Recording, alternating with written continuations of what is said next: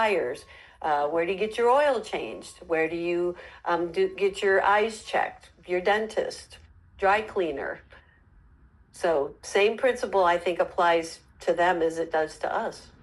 Awesome, awesome. And when you move a little bit more, folks, if you listen to the verbiage, we can say, do you know a business owner, or who do you know that's a business owner? If you ask, do you know a business owner, that person has to go into a different thought process, right? Because you're asking them to engage a little bit more in depth. But if you ask them also, who do you know? And then you give them an example. And Kathy, I use this on a regular basis. I'm speaking to anyone. I use it in the classes.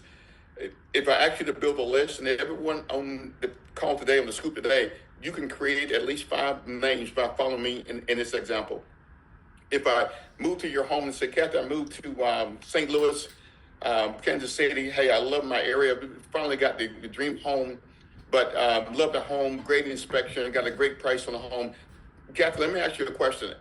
We want to brighten up the the interior colors, right? It's kind of a grayish, light grayish, but we want to brighten it up with a brighter white, off-white color. Kathy, do you know a painter?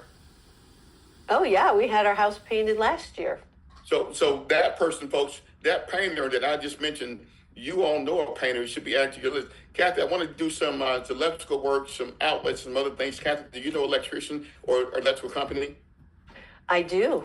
It's actually one of my clients. One of your clients. Great.